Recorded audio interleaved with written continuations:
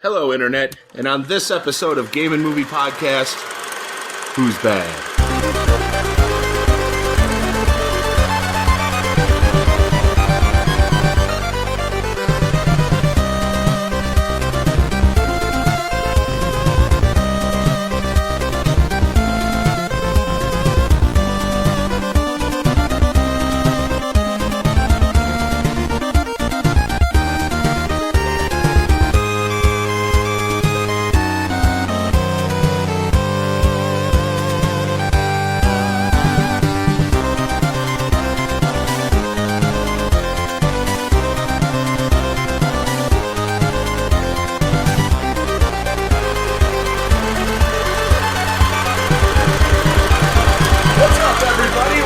Episode 5 of Game and Movie. This is a podcast where we take apart and dissect a game and a movie. And this week, we have a couple of returning guests here. We're starting to circle back around on our guests. And to my left is Mr. Dieter Barnes. How you doing? I'm doing alright, Tony. Thanks for having me back. I'm the guy from episode 1, Die Hard. You might have heard of him. I asked for the Dick Pit picks, and I still have yet to receive a single one. Trevor, you're our only emailer, so I'm waiting. Trevor. And to his left, we have our friend Magoo Zedong. Hello. I'm not going to use your real name. That's fine. It is my real name at this point. I'm your moderator, Anthony Schwader, and this is going to be quite an episode because at the request of Dieter here, we have Michael Jackson's Moonwalker for the movie, which is an epic, straight-to-video type of movie that got released. And it was such an epic that Sega took it upon themselves to release Moonwalker for the Genesis and the arcade and the Master System. And, well, there's even some computer versions of it, but they weren't involved with that. So, you know, it's going to be fucking fantastic. If you love Michael Jackson, you'll really like this, but, you know, at the same time, I love Michael, but everything about Moonwalker is just so juvenile and puerile, and it speaks to the mind of Michael, and let's get into it. It's everything that you love and hate about Michael. Exactly. It is. Anyways, what have you been doing this week, Dieter? What have you been playing? Oh, I've been playing a few games. I've been working my way through Far Cry Primal, like some other people. Ooh, yeah, all right. And much like Mark brought up in the last episode, we've both been hooked on Broforce in a big way. Broforce is awesome. I got to play some of it. Yeah, it's so good. It's so good. Also, I really want to give a huge shout out to this game called Firewatch that I purchased. It's a downloadable game. It is just a completely original, beautiful game. It's kind of a new wave of these games that are more narrative driven than actual gameplay. You're not fighting anybody or anything like that. Basically, it's very story driven. Yeah, absolutely. It's choices and what to say. Yeah, it's kind of like maybe what am I thinking of here? Yeah, it's just like that. I really was blown away by this game, and I really want to see more stuff like it. It's honestly, I have very few emotions. I don't care about much anything. But this, I actually felt ways about things during this game. By the end of it, you are, emotionally devastated. So, if that's not your thing, if you're not into being emotionally devastated, maybe this isn't the game for you. But there's a lot of really intense stuff that happens in this game. And by the end of it, it just feels very rewarding and interesting. I can't recommend it highly enough if you're looking for something different. Excellent. Magoo, how about you? What have you been playing? I've mostly been playing Zelda 1. Still at it. Still on the treadmill. Going after the world record route for that game. Speedrun. Yes. Basically, the world record's 28 minutes and 50 seconds. It's the path you take to do that is so ridiculous that I have not completed a run on that route yet. But, I'm getting a little further each time. Just keep going. I did discover a really cool glitch the other day where it basically turned it into Atari 2600 mode Zelda, where it was just the hitboxes. Yeah, I have it on my Facebook page. You can check it out. It's insanity. I saw it. It's crazy. If it wasn't for the music, it would almost be like if a developer today was mocking a 2600 game. Yeah, the flashing hitboxes and stuff. It's just so it was just such a weird thing to have happen. I just couldn't believe it. I just hit. I'm glad I have streaming equipment set up because I was able to just record that really quick. But yeah, it was just like, oh my god. Yeah, like when you go into the cave, like immediately to get your sword, the words up there, it was just blocks, solid blocks. So that's why I think like maybe it was like mockingly, like, you know, if a developer were to do that today, like, Atari's so bad they can't even display text. elbow, get it? They pretty much were. I mean, like picture any Atari game you like. It's a bunch of flashing boxes, right? And then I wish the sound had been like an Atari game too, like that.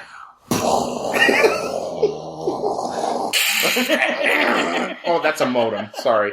No, those horrible noises that it made. I've actually always been a huge fan of flashing boxes. Yeah. Like, let's see now where to go in. So, okay, the last time that you went through Zelda, what is your fastest time so far? My fastest time is with the old route that I used to beat Eric at the Zelda Bowl. I did 41:55. Okay, and that's with picking up the blue ring and the white sword, and which kind of need if you're not very good at fighting. Right. So, okay, I know that you appear on our next episode, because we plan these things out way in advance. I think you should do a speed run all the way through and see how much that you've improved since the Zelda Bowl. I would like to. Like, I'll try to finish a world record route in time, but, like, we'll see. I think you should do a speed run of Game and Movie for the next episode where you talk like the Micro Machines guy really fast. Just one fan's request. Great suggestion. Yeah, I'm going to bonk so hard doing that, though. Like, I mean, I stutter in normal speech, so. I heard him. He's going to bonk so hard. Yeah. Me, I've been playing. I picked up Kirby's fucking Rainbow Island Curse, whatever. Whatever weird shit Kirby's doing. I don't know. It's Kirby on the Wii U, and you draw rainbows all over, and it is fucking fun, man. It is absolutely a blast. I always loved Kirby. Yeah, name a bad Kirby game. It's really hard to. Yeah. Kirby has just been a perennial good guy, good game. I mean, yeah, he eats, but who doesn't? Fuck, he might be a fat ball, but who isn't? We all eat and shit and throw up, you know. We're all a bunch of Kirbys. We all eat things and then absorb their power and use them again. Like, fuck. But yeah, Hal has done a great job every time that they've, developed a Kirby game. And then I just picked up Star Fox Zero, and that game is awesome. And the controls are mind-boggling. On the Wii U gamepad, you control the turrets of the R-Wing. And then on the main TV screen, you control your flight path. So you have to dodge enemy lasers, bullets, whatever hazards. You don't want to be smashing into shit. I played it with Mark, actually, and I don't know if this makes sense, but it's a great 2-player, 1-player experience. Because somebody's manning the turrets, and somebody is actually flying the machine on the screen. So you get 2 people together to try and quest through the 1-player experience. So it's 2P1C, basically. 2P1C. That sounds a little dirtier than it should. Yeah, when I Googled that. Ooh. I guess I know the terms. So I watch a lot of... You watch a lot of 2P1C? Oh, yeah. Like, I've actually seen runs where people will do Super Metroid, where they're controlling the same controller, but one person has the left side and one person has the right side. Oh, wow. Other runs include, like, 1P2C stuff, like... All right, now. Come on. That's a magic key. A runner named Yagamoth does Goof Troop for Super Nintendo, where he has 2 controllers on the table, and he has them back-to-back so he can control both the D-pads at once, and he plays as Goofy and Max. Holy shit. And it is a really cool thing to watch, and I think Puexel said this, like another speedrunner, he's like, I would listen to that guy read a phone list. He's like a Swedish guy, and he's just like, oh, Goofy, what are you doing? Well, if you're going to be good at anything in this world, it should probably be Goof Troop. Yeah, I guess.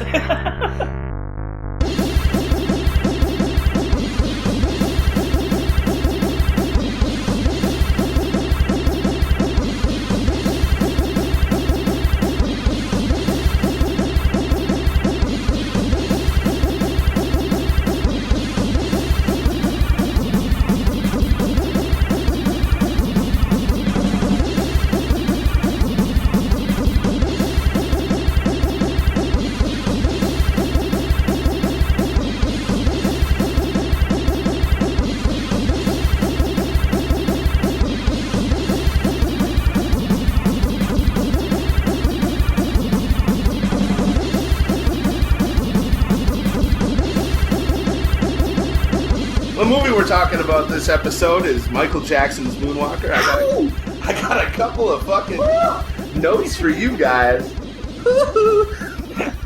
This movie was released in Japan, actually, first, October 29th of 1988. Damn, this movie is a lot older than I thought it was, actually. I actually thought 86 or something. I hadn't looked it up, but yeah. So it's newer than you thought. Yeah, it is. We're on opposite ends of the spectrum. Yeah, I guess so. Finally, the next year, in January 10th, it dropped here, the video premiere on, what else, MTV. Wait a minute. They played like a music-oriented thing on MTV? Yeah. Boot up that MTV. What year was this again? Yeah. 88? Michael Jackson's about to get on. Was that when people wanted their MTV? Yeah. Actually, was that long ago? This movie's rated PG. Its budget was $22 million. I have no idea how much it grossed because IMDb did not tell me that. What? Yeah, I know. Fucking prudes. They want me to upgrade to IMDb Pro or whatever the fuck. And fuck that and fuck you. Yeah. Yeah. Like, continue offering me free information about every movie and shut up. Yeah. For real. Thank you. Runtime is 1 hour and 33 minutes. So you got an hour and a half there, but we'll talk about breaking down the movie in a little bit. This movie's really strange, actually. It's probably a little over a half hour, actually. Yeah. It didn't need to be a theatrical release, I thought. I mean... Right. Well, it wasn't. I don't think it was. Okay. It went straight to video. Yeah, I mean, it's like the ultimate Michael fans gift. Yeah, you could look at it that way. Sure. Yeah. This thing had this movie had a couple of taglines here. A movie like no other. True. That's true. Yeah, I agree I with have that never completely, seen a claymation rabbit in any other movie. Specifically not one involved in a dance competition. Well... There was that one. Have you seen Aliens? It was a really crazy scene where Paul Reiser and the alien are dancing, and there's a claymation. Yeah, you're talking about the director's cut, right? Yeah. Oh, director's cut's hilarious. Yeah, it's so good. The second tagline is, on his soul, a king of music. On his heart, a king of beasts. What? What does that mean? God, it's terrible. I'm glad they came up with 3 different ones. Yeah. So this third one is odd. Just like this entire movie. After everything I say here, put an ellipsis, which is three periods. Robot. Supercar. Spaceship. Star. A superstar. I think that about sums Megastar. Wow. That's perfect, actually. That pretty much sums up the entire plot. Yes. Yeah, I mean, that makes more sense than the movie does. Yeah. Maybe it should, the first thing should be spoiler alert. And then, and then that, yeah. I mean, very nice. This was produced by MJJ Productions and Ultimate Productions together. I'm sure MJJ Productions, which is Michael Jackson's personal production company. Michael J. Jackson. Michael J. Jackson, that's right. Which also produced the video games. I noticed in the credits for Moonwalker that the MJJ, they had control over, all of this property. They set this all in motion. They probably had, what song should be where, what. Sure, definitely. It was distributed by Warner Home Video. This got released in the USA. There was a DVD edition of this back in 2005. The special effects were done by DreamQuest Images, and these guys were really big back in the late 80s and into the 90s. They did Caddyshack, Pee-wee's Big Adventure, Predator, and Total Recall, among many different. So did they do it? They didn't do Captain EO though, huh? They did. Did they? Oh, fantastic! I left that out actually, but yeah, they did. Yeah, I mean that's a fantastic resume. For awards, they got nominated at the Grammys for the best music video long form, but they didn't win. So losers. Well, I mean, it is, if anything, a long form music video. It's, Michael really, with Thriller and stuff like that, sort of established the long form music video, but this one kind of fails to land a little bit, I think, compared to to Thriller specifically. I think that you're right about establishing the long form music video. You're totally you hit it right on the head. Well, I mean, I guess he was kind of copying the Beatles, which is something he always did. What? No one has ever copied the Beatles. Heresy. And here's my theory about Michael Jackson. He wanted to be the biggest artist in the world. So So he was. He felt like The end. but he always felt Thanks, everyone. This has been Game and Movie Podcast. Yeah.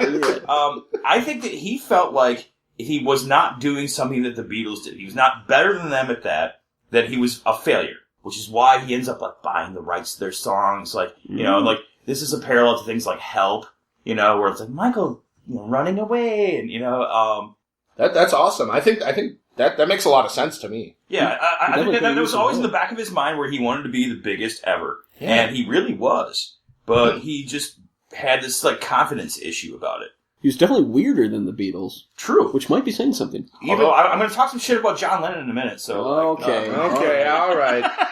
The screenplay was done by David Newman III. He is, unfortunately, like Michael, gone from this mortal coil. R.I.P. 1937 to 2003. He had some credits here. He got his start by writing Bonnie and Clyde back in 1967. He followed that up in 1978 with Superman, and then Superman 2. And then the next one after that was Moonwalker, the screenplay. But he did only Smooth Criminal. But he also did this entire screenplay for the video game Moonwalker. So he was responsible for the woo in between levels. Yeah. How dare you suggest that he was responsible for that? Yeah, all right. There's only one man responsible for the whoo! You're right. And that is Roger Daltrey and the whoo! Nicely done. And then in 2000, 3 years before he died, he did the screenplay for Takedown. Okay. So there you go. And then the other writer, of course, was Michael Jackson. Which, when I found that out, just made so much sense. Like, just, you can tell that he wrote this pretty much. It's crazy, almost. It's a trip inside of his mind. Like, you want to understand Michael Jackson? Watch this, and you will. It has all the plot and character development that a child would include in a story. Absolutely, exactly. Yes. Exactly. He loved to think like a child. Yeah. Someone who basically, like, I think because of the way, like, his fame took off, he really was just stayed a child his whole life. Absolutely. Like, I'm not gonna, like, talk about the molestation. Oh, come on, we gotta talk about that. I'm personally not gonna cast judgment, like, either way. I don't know what happened. But I feel like this is just a man that hung out with kids because he was a kid, basically, mentally. Yeah.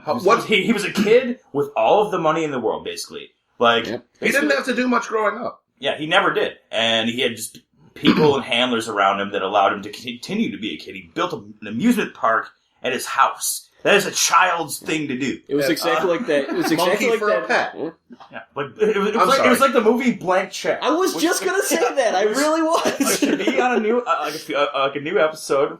I will invent the video game for Blank Check if I have to. Blank Check and I don't know, Duke Nukem 3D. There's a lot of parallels there. There are a lot of parallels there. Anyway, Michael Jackson, he was born in 1958, died, of course, in 2009. God rest his soul. I'm going to take you through just a little bit. I have 3 sheets of shit that Michael Jackson's songs have been a part of. In 1972, the first TV debut that he had, this isn't music, of course, it was on the Sonny and Cher Comedy Hour. And he performed a song on there. So, like, that's when he busted into TV. What song? Like ABC or? You know, it probably was something like that. Wanted to and failed. His music has been featured in WKRP in Cincinnati. Manimal. You guys remember Manimal? About as well as I remember WKRP. The 1984 WWF Championship Wrestling. I'm sure his songs have been part, you know, especially back in the heyday. Wrestlers love that shit, man. Early wrestling was the original choreography for Michael Jackson backup dancers. Fucking it. Wow. Nice. That is not a real fact. Fucking troll. Oh. Way to take the piss out, man. Sorry, guys. Sorry, Internet. The TV series Fame. Rodney Dangerfield Exposed, which is a TV movie. Oh, I just him thought and that Rodney have a Rodney Dangerfield Exposed sounds like the least requested Hollywood sex tape. Yeah. That sounds like a BuzzFeed article I would click on. I still don't get no respect. I expose myself and I get no respect. Alvin and the Chipmunks. Might as well go from that to Alvin. Just go. Right? Yeah. Well, he's got like the same voice, I think, as one of the Chipmunks, doesn't he? Yeah, pretty much. It's really, really close. I'm just thinking about Rodney still. I can't. You will be for a while. There's a video game pie here. Just picturing his cock up, being like, "Ugh." Okay. You voiced what we were all Cut him off in the thinking, Colt 45 here. Jesus. Fuck Magoo. Good God. No respect. I went back to school and everything. Why am I naked? I own the Rappin' Rodney record. I just want to throw that out there. Great. It's great. I find that record to be better than D.D. King. It's a strong word. Hot take. Hot take, indeed. D.D. King, I get so sick of it because it's like.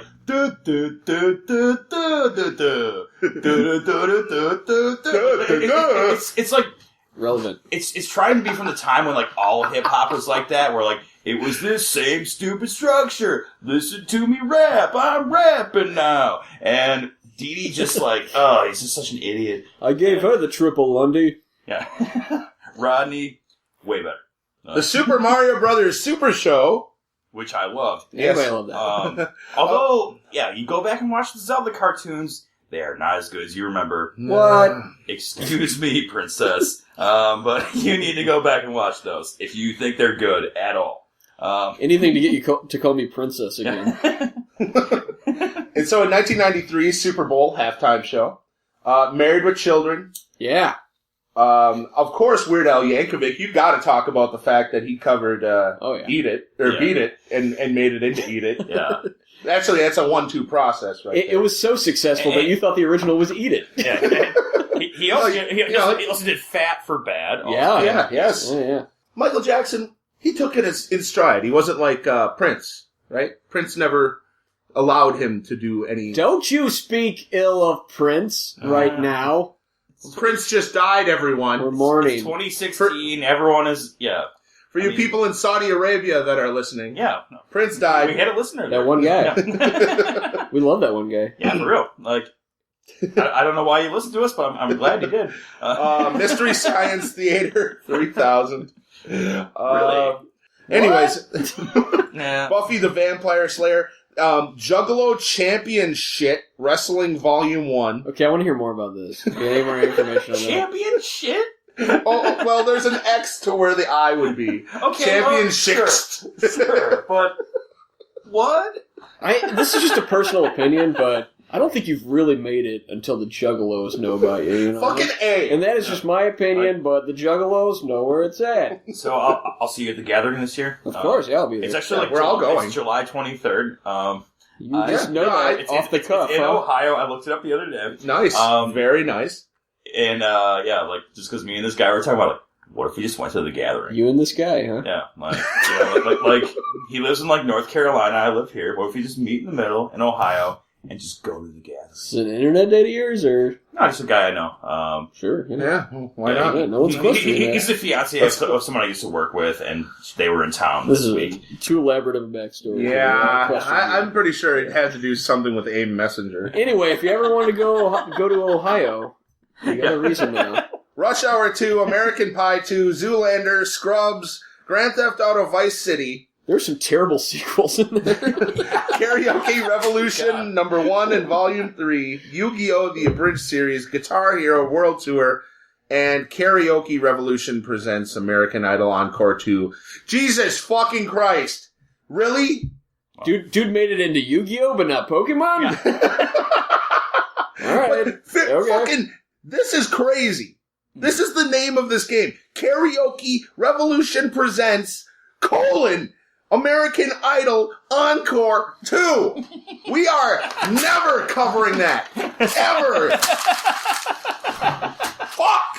Did you read my suggestion and just throw it out on air? Fine. Let's move on to Joe Pesci, huh? Yeah. Well, can we talk about Joe? I love Joe Pesci. Yeah. Please. Yeah, let's do it, man. I mean, that's what we're here for. I'm just gonna rip through all of his shit. Okay. And, just fucking chime in where you want. 1976, The Death Collector. He played Joe. I think this is really where he got, He played Joe Pesci. He played Joe. Really? Actually, because He played himself a little? he always played himself. He never played he never played a different character. Never more so than in Moonwalker, in my opinion. I think that was the true Pesci. Yeah. Just 1980 Raging Bull. Yeah. 1980 Raging Bull, he played Joey. Mm-hmm. So we're adding a Y. Yeah. Did we add it? It's a different character. Entirely. Once Upon a Time in America, he played Frankie Minoldi.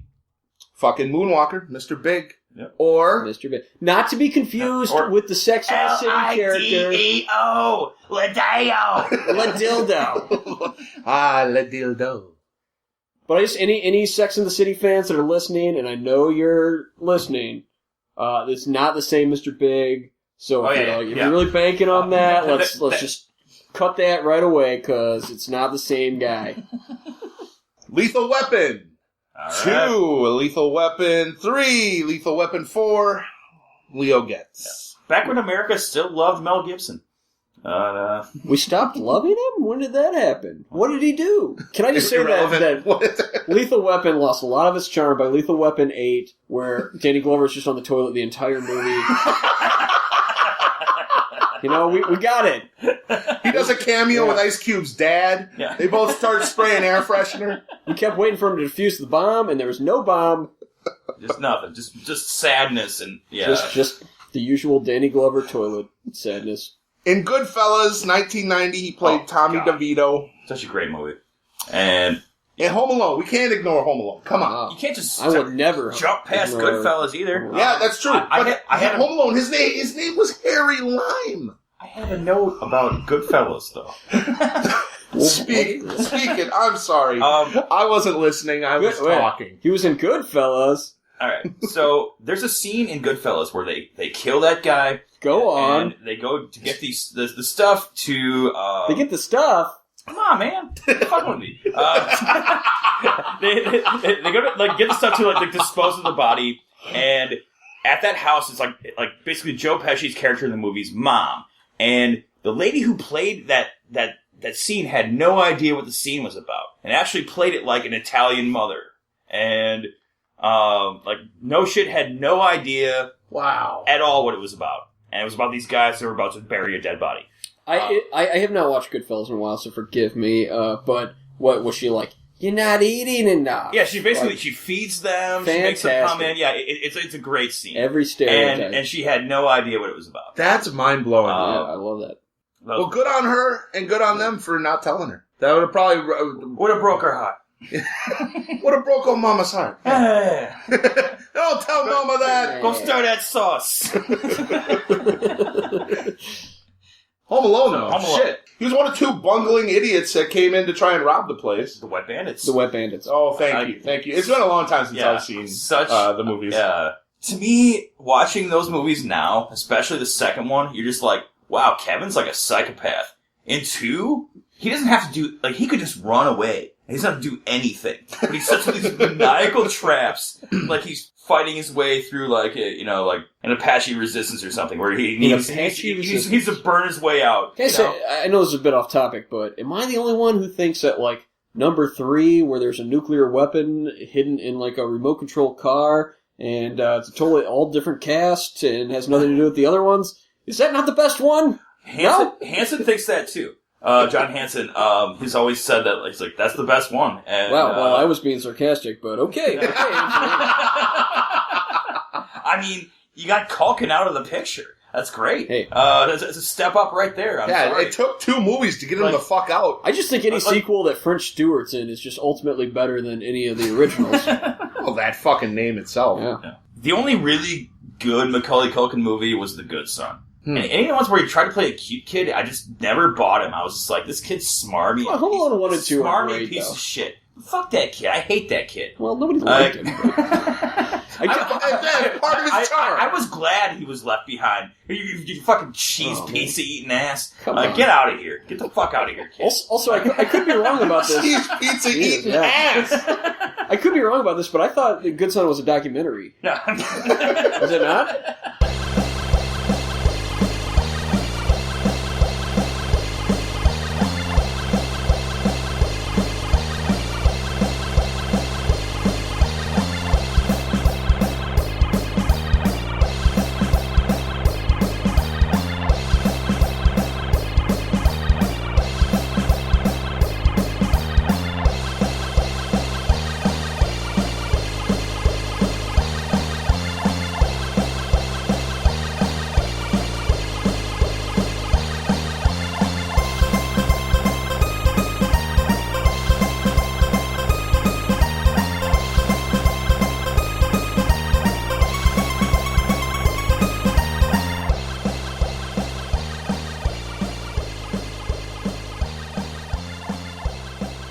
Dina, his dick's out.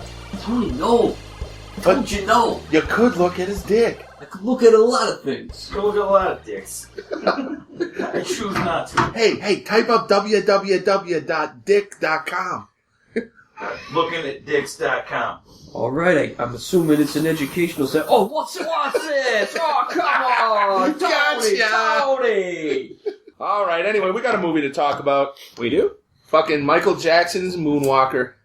Michael Jackson's Moonwalker. So the movie starts with Michael Jackson singing his hit song, Man in the Mirror. There is a disturbing amount of just like self-grandizing, self-promoting There is. music video. I mean, the movie itself is very short. If you like really wanted to get into the real part of the movie. Yeah. But Oh, damn. One thing I wanted to do was time the actual, like, segment of the movie. it's not long. Yeah. So basically, this Like 40 minutes tops. Yeah. movie is, it starts out with 2 music videos, right? Yeah. Then or is it 3? There are 5 segments before the movie starts. What are they?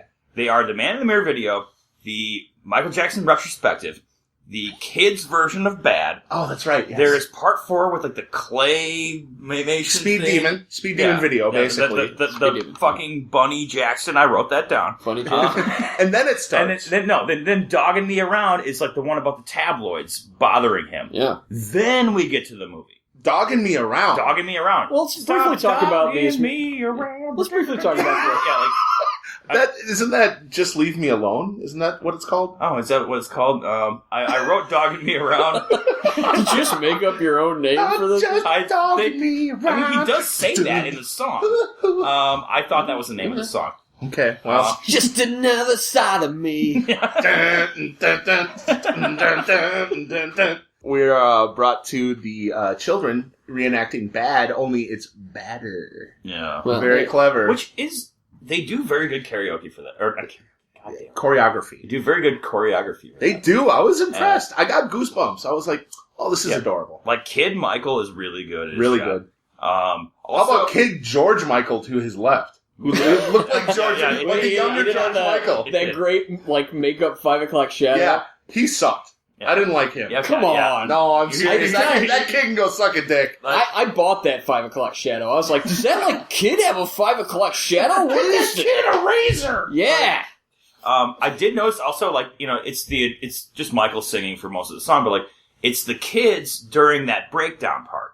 Where, Yes. you know, like, who's bad? You know, like that part, like, is the kids singing, and it's Yeah. kind of, like, it's interesting. I mean, Yeah. it was impressive. It's part of Michael's ongoing obsession with children, Yeah. and, you know, We're then taken to the claymation video. Good God. Claymation. It starts out on the set of I would say just the set of Hollywood, A right? Hollywood studio, A Hollywood studio. There's a lot of points to cover within this. Not only is it the fact that the tourists are they're taking like a tour of the Hollywood studio in a bus, and these tourists are all claymation. Okay. Yeah. There are certain points where you can tell that they're in masks. What? They're in masks. Okay. All right. But I didn't know. it switches back and forth. It kind of willy-nilly where it's claymation or masks. They spot Michael Jackson and they spot Kid Jackson. They spot Kid Michael Jackson after the end of that last video. No, I thought he walked through the smoke and turned into and an then adult. became an adult. The age increasing fog, which I wrote down here. We've all gone through that fog. Yeah, like My whole fucking it goes life. Kid Jackson into like full size Jackson. Yeah, it's these weird claymation people because like I don't know, California Raisins was a thing. It was a huge thing. Claymation was really kind of cutting edge at the time. Yeah, at the time it was. You and I have watched Wallace and Gromit and stuff like that. I love like, Wallace and Gromit. Yes. That's good, but like this claymation, I did not like. All right. I thought it was quality. It was a little scary. You got to put it in context of the time it came out. And I thought that was like a medium that not a lot of people were using at the time because it's like ridiculously time consuming. It's so tedious. Yeah. It plays with the uncanny valley, I think, a little bit, where you're like, ugh, I don't like that thing because it looks kind of like a human, but not. That looks like my grandma. Yeah. Would you autograph my tummy? I've written down as well. What? Would you autograph my tummy? Oh, the two fat guys on motorcycles. Yeah, like that. Yeah. Who are based on real people. Yes, they were. I was just about to bring that up. Yes. The two fat brothers. Yeah. They were in Guinness Book for That's fattest right. twins? Yep. Fattest twins. Fattest twins. fattest Congratulations, you're the fattest twin. Now can you lose some fucking weight? But not before you get on these mopeds. Yeah, it would be kind of hard to ride those things, I would think. I mean, just your momentum would take you. But I mean, I don't know. I'm not a fat twin. I've not experienced this, so yeah. But the combined weight was 1,468 pounds. So that's something to bark home about. That's something you throw on a moped and make some fucking records out of. I really do like the song Speed Demon, honestly. Speed Demon's a badass song. Yeah. It really is. And Michael Jackson turns into a bunch of different things within this video. A motorcycle, a car, a jet ski, a jet. To try and get away from the paparazzi here, because you do whatever you can to get away from paparazzi, and if that means transforming your body into like weird things like jets and cars, you just do it. You do it because you got to get away from it. Right, you just will yourself into those forms and get away. Yeah, like you become a claymation bunny. Yeah, don't fucking be a bitch and whine about it. No, just do it. You wander into a wardrobe room. And you come out as a bunny, and no one's gonna question it. Yeah. No. It's not gonna happen. Yeah. Even when, only when you do some dance moves afterwards and mock them. Yeah. Will they notice? Well, that was a bad move on MJ's part. Oh, I get the pun. Oh, damn. He's away. He's gotten away. And then it's like, oh yeah? Yeah. And, he has the dance-off later. Where the bunny mask becomes sentient. It does become sentient. Yep. Then he has a dance-off with the bunny mask. Well, you can't just take off a costume, because the costume is gonna dance off with you, And that's just a rule for any kid on Halloween. This is also why I quit theater. But at every show, you'd be like, come on, really? Come on. We did a great job out there, now we gotta dance off. I'm exhausted. People don't realize how much theater people go through. Oh, yeah. Makeup, and then fucking dance-offs. Nightly. All of the Monty Python memorization you have to do. Oh, my God. The video ends where basically Michael Jackson gets a ticket from a cop. Yeah, because no dancing. But then the mountain in the background transforms into the bunny head and gives him a knowing look as the video ends. Yep. Can I talk about the dance-off for 1 second? Yes, please. Okay, so this is a weird fact. Man. the MJ versus the MJ bunny. There's a weird fact there that I really tried to find, and I just couldn't get it to slow down enough. I don't think. But there's a point where the bunny spins around a bunch of times, and MJ's like, whoa, he's spinning around a bunch. Yes. And then MJ spins around, and during the time that he's spinning around, he kind of transforms into the various claymation characters and celebrity characters that he's turned into during that segment.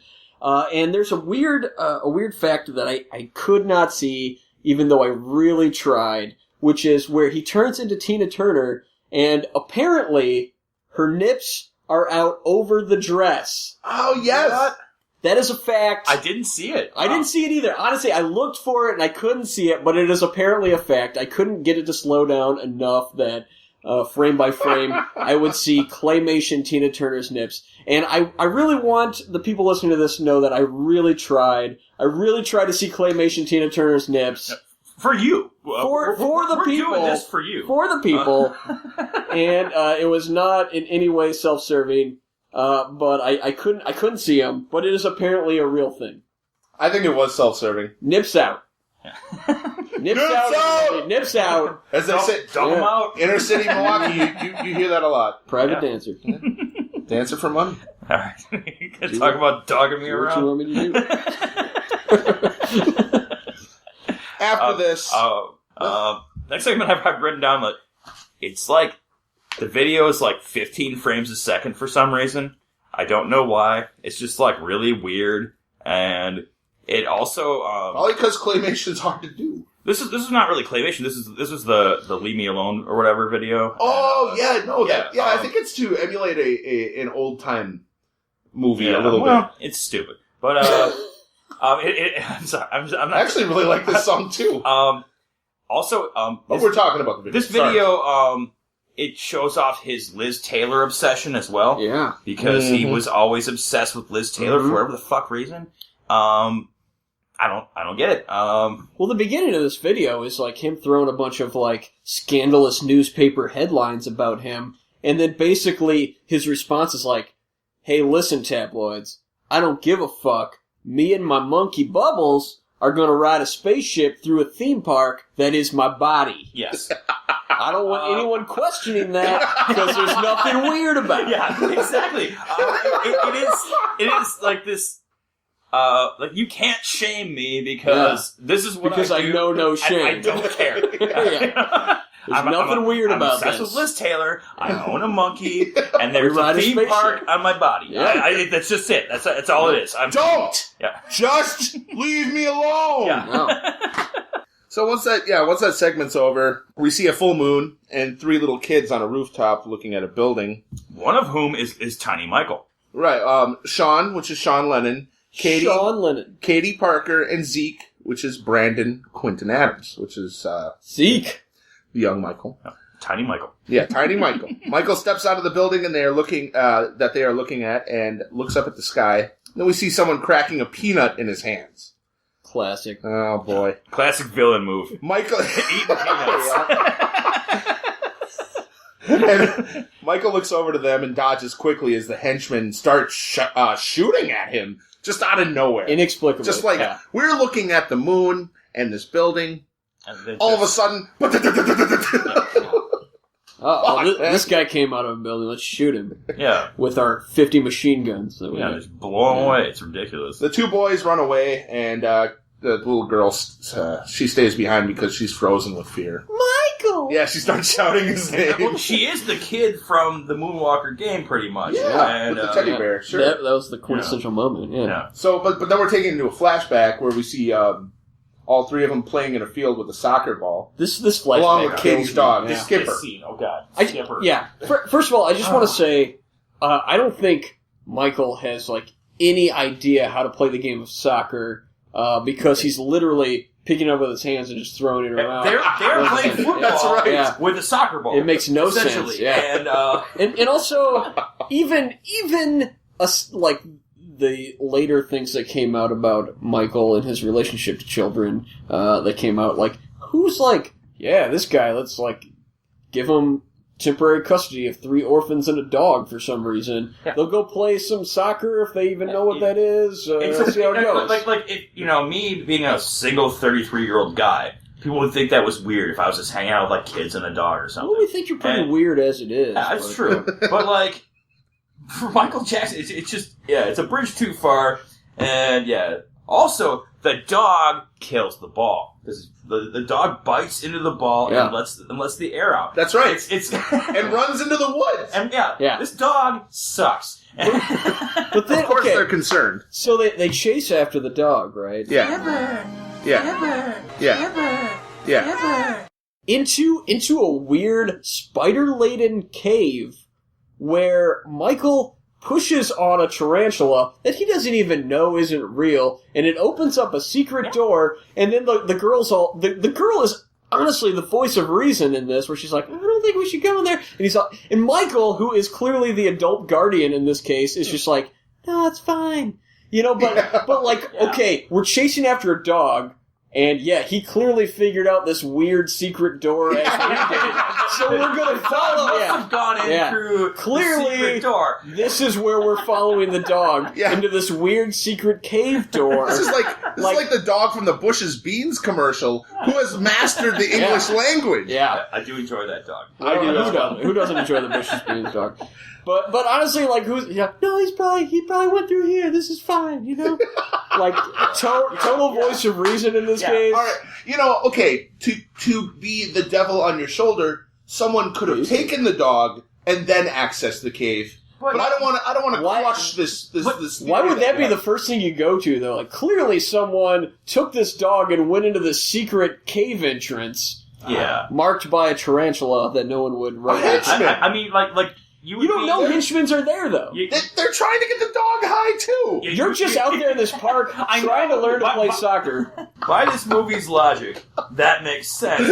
But, like, by any other logic, it makes zero sense to go in that cave. And Come on, Skipper. What? Just one puff. Yeah. Well, yeah. Right. Yeah. Just inject this into your paw, and you fuck. We can talk about that in a second. About the drug dealers who. Yeah. Yeah. Basically, they walk in on a weird secret cave. Where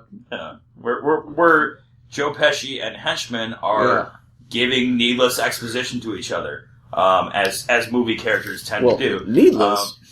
I don't know. Needless to them, because they should already know what the hell they're doing. But don't bad guys just talk about the bad things they're going to do all the time? I mean, that's like what they do, right? I guess every movie I've seen. Fuck. Yeah. Movies don't lie. He basically outs himself while he's talking. You know, exactly what you're saying is Frankie Ladeo. Come on, let's... L-I-D-E-O. D-I-L-D-O. Dildo. Name Mr. Big. Mr. Big. Again, for sure. You Sex and the City fans, tune out now because this is not for you. The next episode, maybe we'll get to the Sex and the City Giant video Penises game. 9 and 10, Volume 9 and 10. Not the same Mr. Big. But I just want to say, this character that Joe Pesci plays, Mr. Big, or Ladeo's, whatever you want to call him, maybe I'm being controversial by saying this, but I think this is the quintessential Joe Pesci role. Forget Goodfellas, forget Casino, forget My Cousin Vinny. This is the role for Joe Pesci. He is amazing in this. Fantastic. He is just like the quintessential villain, in the sense that there's like no motivation really at all. His sole goal in the world is to get every child on Earth addicted to drugs for like no reason so he can whatsoever. Sell them, just so he can sell them. Yeah, and it kind of reminds me of Raul Julia in Street Fighter, where he shoots shoots a scenery every time he's on camera. He's just the perfect villain because there's no nuance. It's 100% evil. It's just evil. Yeah. Just brings it right up to 11. Yeah. And the passion, no, I kind of agree with you because the passion that he gives in this role, it's real. Yeah, I mean, I believe that he's this evil, but why? Who cares? I mean, he is, to be fair, the only actual actor in this movie. So that's true. It's either Michael Jackson or a little kid. Yeah, there's no point where you're like, oh, he had like a rough childhood and like, no, you know. No, he's just evil for evil's sake. I mean, bugs and drugs. Drugs. So, the next scene, basically, we're skipping past a little bit of stuff here, but Mr. Big and his henchmen find out Michael Jackson's kind of hiding in this alley, and they find him. He's trying to duck behind this weird little, just outcropping of a building. Yeah. And Mr. Big finds him with the flashlight. Michael takes off down the end. There he is. Yeah, but let's see how cool he is now. This is a dead end, you know? Yeah. So he's like, all right, go get him. He has nowhere to run, and like, it's just a guy. Go get him. But then you see Michael just kneel down, and you see the shadow only, and you see this morphing from Michael kneeling down into the shape of a car. And this car is cool. Oh yeah, This car is fucking badass. I want to talk about something slightly before that. He's being chased by dogs that should catch him and don't, and they just like scroll off the screen like they're in a video game. This is the second movie in a row.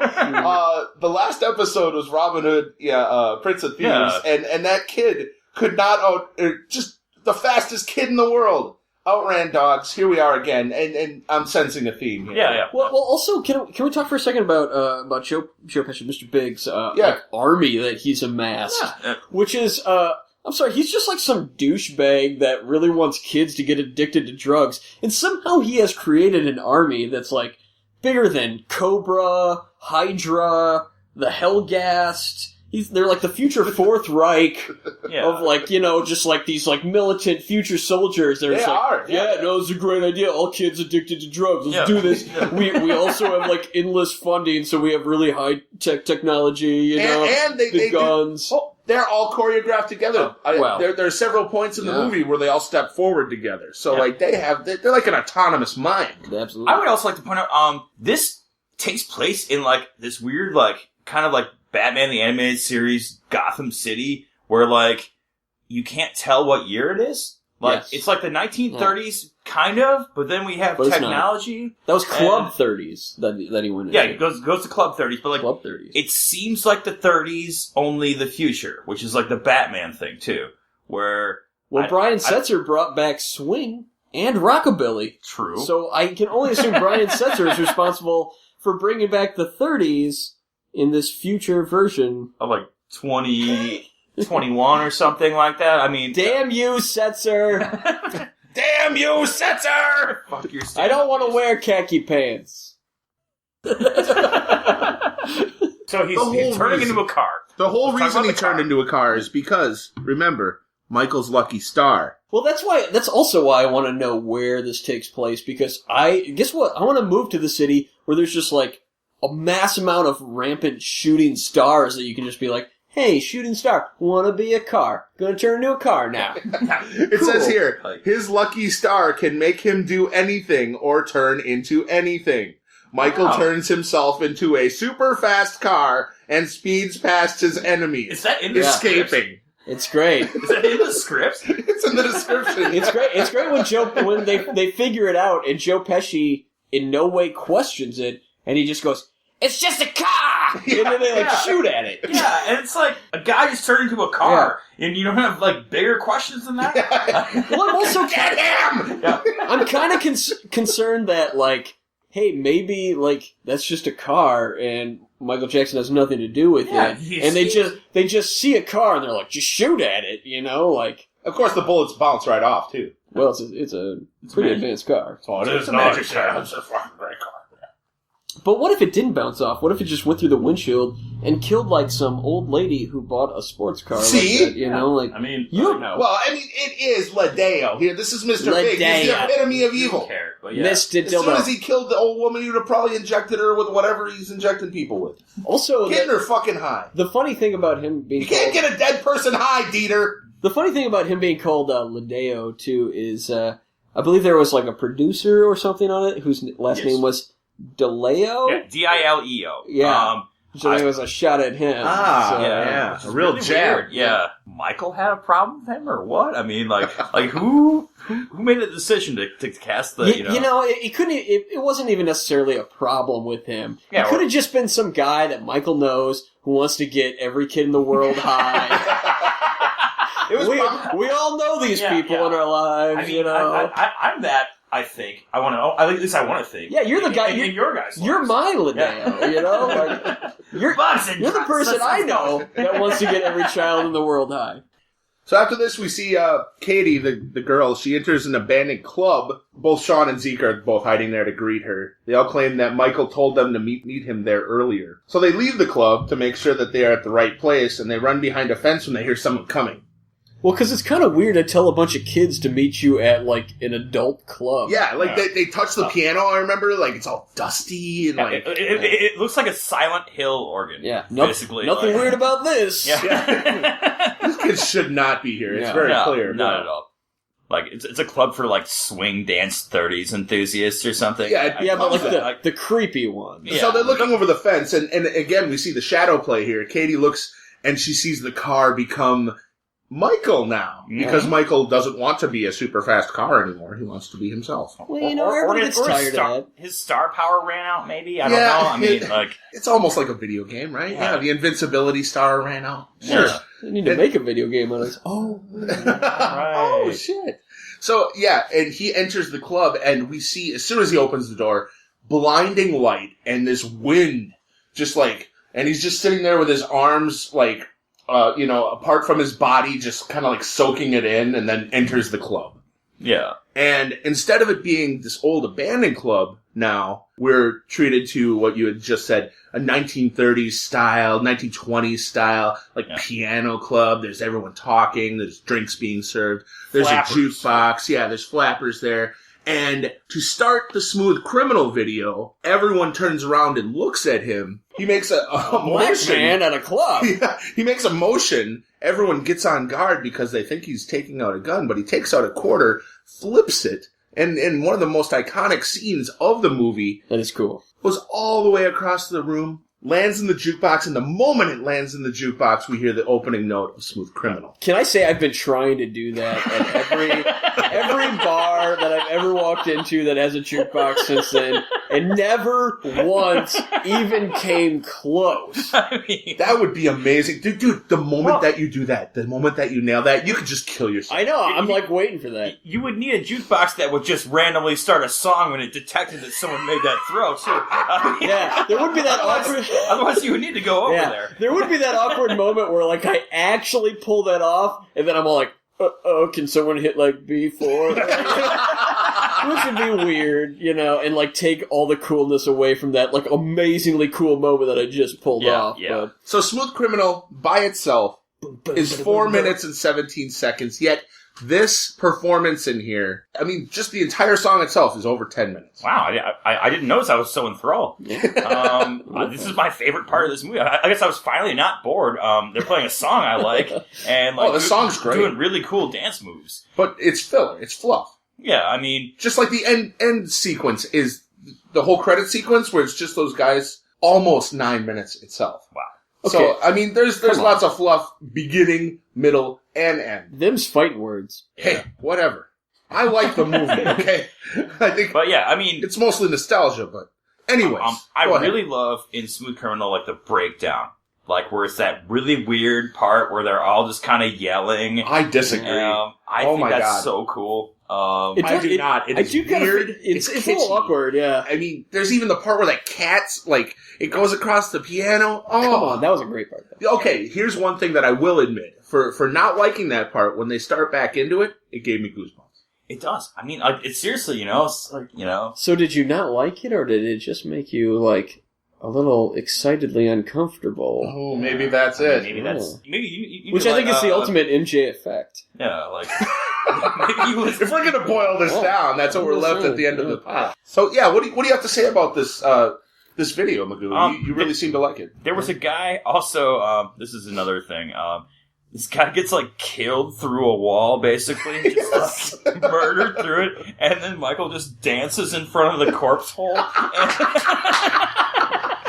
damn it. There's also the guy who breaks the fucking the pool stick in the middle of the video.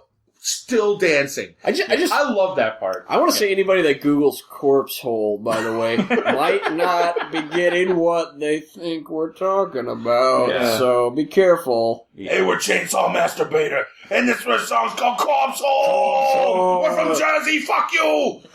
We love the corpse. Take the turnpike out of here, you jerk. To me, this video was it made the rest of the movie worthwhile. Everything else is boring and tedious.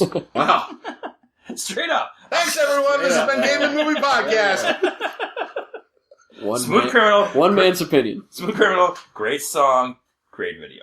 I mean, I think all of us are divided in one way or another on this movie. Yeah, it's true. That's fine.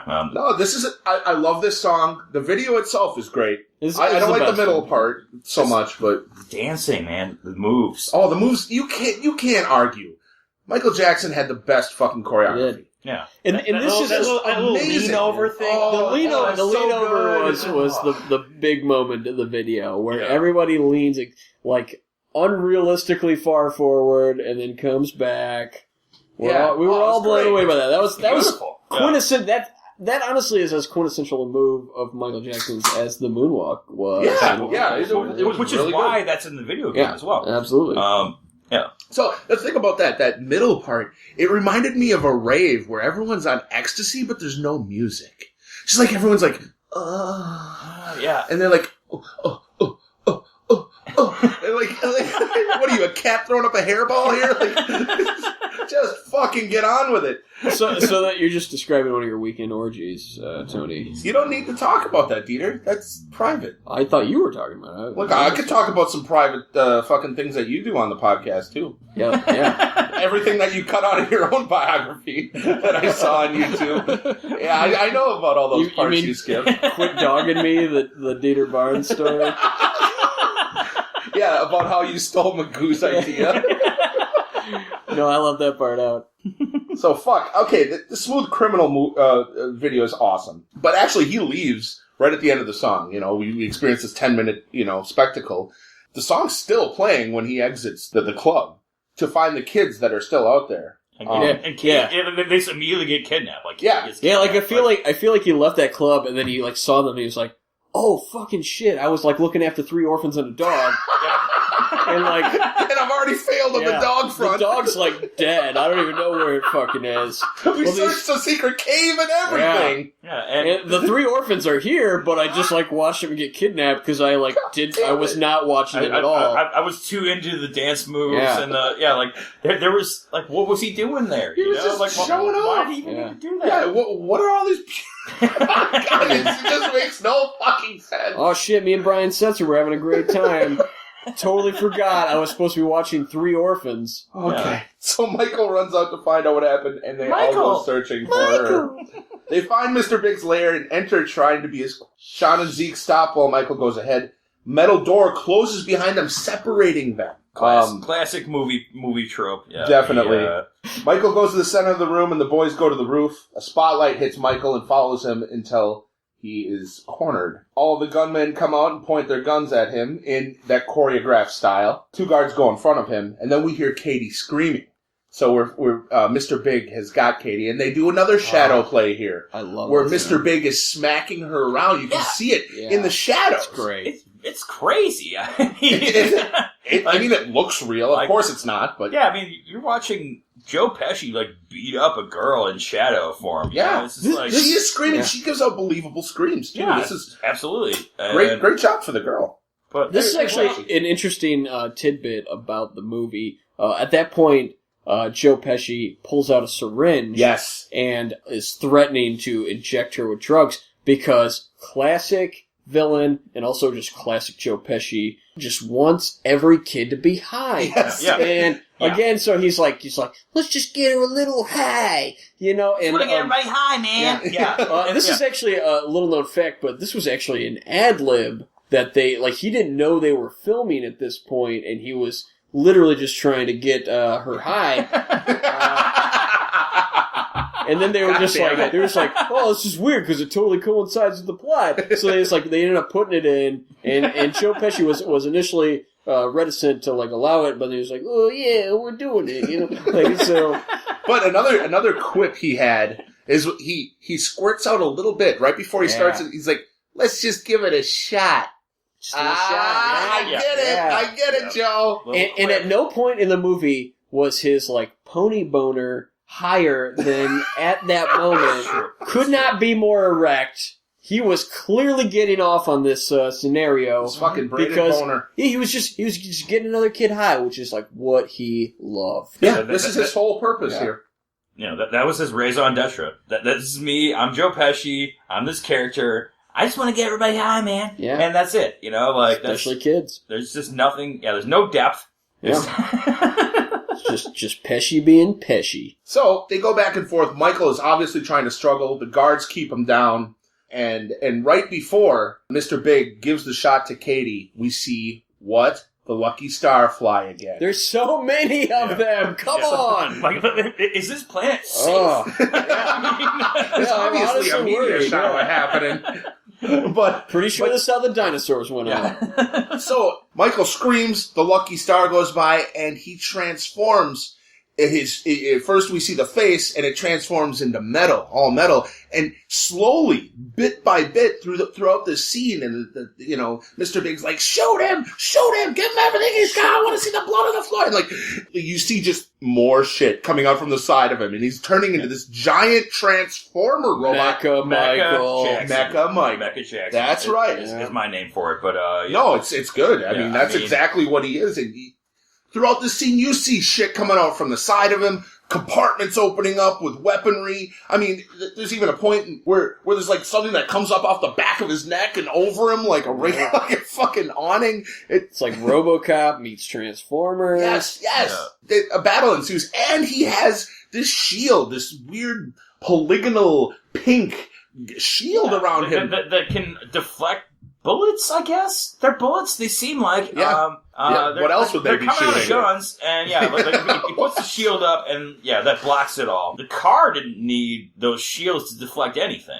So why does Mecha Jackson need shields now? Like, he was fine as a car doing that, but not as a giant 40-foot tall man. Also, another thing that really seals the deal for Pesci being the ultimate villain is when he calls the kids, you cockroach! You don't hear that and you're like, oh, he seems like a good guy. Cock-a-roach. You cockroach! Mr. Big finally gets into his huge cannon. And, which is built into the face of a mountain or outcropping. I don't know what the fuck. And anyway, this opens up, and he's like, you can tell he has no idea what he's doing. He's twiddling knobs and flipping switches, and he's not doing anything that looks like it's premeditated at all. He's just jamming on buttons. He's panicking. And it's in no way like a phallic representation of men and not knowing what to do with their penises. I just want to like squash that right away. No, and this is not about penises or anything phallic. I just want to stop it there, okay? Yeah. Braided boner or not. If you're going to read that into a 50-foot long ray gun, I don't know what to tell you. Operated by a man with a pony bone. Yeah. So just don't even think about that. No. I'm not. You guys are actually fucking perverts. We are not talking We're not talking We were not trying to think about that until you brought it up. Yeah. I blame the Sex and the City fans that are listening. Yeah, I really do. I do too. Yeah. Like, You're all a bunch of Kim Cattralls out there. Yeah. I just want you to know that. You're Kim Cattrall in Star Trek. I went there. You're Kim Cattrall in Star Trek 6. I went there. Sorry. What we want you to do right now, if you were thinking about that, I want you to fucking turn this podcast off. All right? We're going to wait. Turn it off. Turn it the fuck off. You fucking perverts. This is the moment. All right, so the rest of you, good job. You didn't think about a big 50-foot penis. Pass the test. You made it. Magoo, you need to leave. He turns into a spaceship. He actually does get blasted out of the sky by Mr. Big's cannon, okay? Yep. Which is not a 50-foot dick. No. Fuck, I gotta leave. In no way a 50-foot dick. I just really want to press that. It's not jizz coming out of that cannon. Not jizz. No, it's not even... No one thinks that. It's a ray gun. It's not a penis. It's a ray gun, not a penis. That was a laser, you guys. Wasn't the other tagline for this movie, it's a ray gun, not a penis? I'm pretty sure. Is that the one he left out? Yeah. I wasn't going to touch on that. But yeah, I mean, a car. I'm pretty sure some other people touched on it. Superstar. Yeah. Not a dick. Definitely not a dick. ... Definitely not a dick. Michael then turns himself into a spaceship and kills Mr. Big. Cool. Yeah. The kids are confused as to why they were left behind and say goodbye to Michael as he flies away, thinking that they would never see him again. So here's another just an instance of his excellent stewardship over the children. Yeah, he just kind of, like, they're like, oh yeah, Michael's that spaceship now. And he's gone. I just feel like do you guys want to eat something? Or I don't know. I just feel like we should go back to our home to our parents. Someone somewhere who was like the child service social worker, was watching this and just being like, "Fuck, what did I do? Like, I let this happen." Like, he called it Neverland Ranch. Was that not a big enough clue for you? Yeah. I let you have 3 orphans and a dog, and you just chased them into this cave. Come on. Yeah, I'm watching this. Yeah, everything that Michael did in stewardship of these kids was ridiculous. So, in another, this is right at the end of the movie here, in another instance of terrible writing. By Michael himself. Yeah. It says here, we then see the kids sitting on a bench in the street saying how much they miss him. Katie gets up to sit in a corner, and she says to herself that she wishes that he would come back. Just then, we see Mist, and Michael appears out of nowhere. They all see him and run to him in happiness. He then tells them to follow him, and he leads them into a club. Another club here, informing them that there is a surprise in store. Oh, man. Once again, a burst of white light flashes when they enter. It is at this point when the kids get Skipper back. What is that? I'm sorry, what? Yeah. The dog. Oh, the dog, of course, yeah. Skipper! You forgot about Skipper?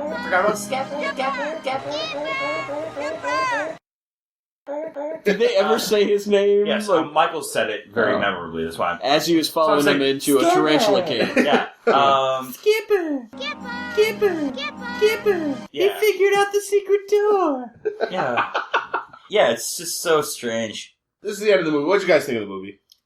I remember loving this as a kid. Like, Me too. I watched it a ton of times as a kid, but now, like, I hadn't watched it in quite some time, and I went back and watched it, and it is awful. Like, just awful. It is 3/4 music videos, which, to be fair, were pretty cutting edge for the time they came out in. And then the actual movie, it's awful, but it is that brand of awful that's, like, so bad that it's, like, kind of good. Yeah. And you kind of love it, but for, like, really guilty reasons. I think I agree with you 100%. Like, the nostalgia in my head made this movie good when I talked about it to you guys earlier. But when I actually saw it, it was like, wow, I realize how this is kind of a piece of shit. It's terrible, and it also, in light of all the, like, molestation... I'm gonna call them rumors, to be fair, but whatever. It makes it all the more disturbing. But at the same time, it's kind of just so fucked up that you're like, yes. Knowing what we know now. Yeah. I will say that I did not watch this as a kid. I did not get into this until I was like probably 23 or 24. Amber brought it to my attention. Like, so I have like a different mindset on it. Having to wade through all that bullshit to get to the actual feature is kind of crazy. It is. Yeah. And then the feature itself, while fun to laugh at, is not that fun by yourself if you're watching it. This is best. I think this is best viewed with buddies who have already seen it to rip it to shreds. Yeah, that's why I chose to watch it with Adam and Jared. And had a good time as a result. But your roommates. Yeah, so it was the kind of thing where it's like, I think there's an interesting perspective, though, if you put it in the same league as, like, The Monkey's Head, or, some of those fucked up Beatles movies. Like that's the second time Monkey's Head has been referenced on this podcast. Yeah, or Help, or, like... I mean, those are all, like, really fucked up in retrospect that you have a different perspective of as a child when you're watching them. And I watched a lot of those as a kid. And now, as an adult, if I watch them, they're clearly fucked up drug movies or weird, troubled psychological movies, as is the case with Moonwalker. Getting back to that point I was making earlier, I feel like this is like Michael's take on those Beatles movies, because like he felt that in order to beat the Beatles, he needed to do everything that they had done, but better. And so he did this to do that. But instead, it was kind of a window into his troubled childhood with Joe Jackson in Gary, Indiana. Yes. Damn. On that note... Shit got heavy. There's a couple of things I wanted to bring up, some trivia here. First of all, the appearance in Speed Demon of Pee Wee Herman. Yeah. Yeah. I wrote that down. That's crazy. Definitely a product of the time. I forgot about that. Also, Pee Wee Herman, big into claymation. Definitly kind of a forerunner for that, yeah. The second one, napping. the car that we were talking about, the car that he turns into in the Smooth Criminal segment. It's a baritone design concept car called the Lancia Stratus Zero, and I don't think there's a cooler name for a fucking car than that. Yeah, that sounds like a video game. Yeah, Lancias are pretty cool. Speaking of video games, we're going to cover our first Sega Genesis game. Yeah. Michael Jackson's Moonwalker.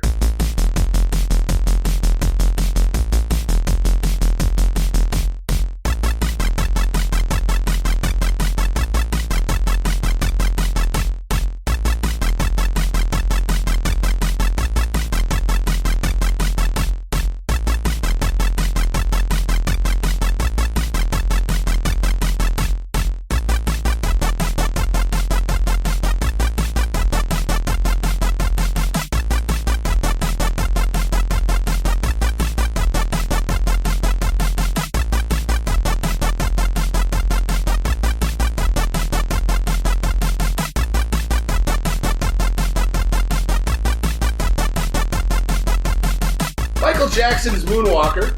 It is actually a video game here that has been on many platforms. It was put out on the computer, various computers, on the arcade, on the Sega Master System and on the Sega Genesis. On the computer version, it was developed by Emerald Software and Key Punch Software and published by US Gold. All sound like garbage companies. Yeah, this was... US Gold kind of sucked. Yeah, I mean, they were just a publisher, though. Yeah. I mean, they didn't develop the game. They put out Strider 2, for instance. There's a Strider 2? There is. I loved the original Strider. I own Strider 2.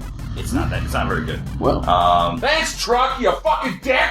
It's gonna show up on the podcast!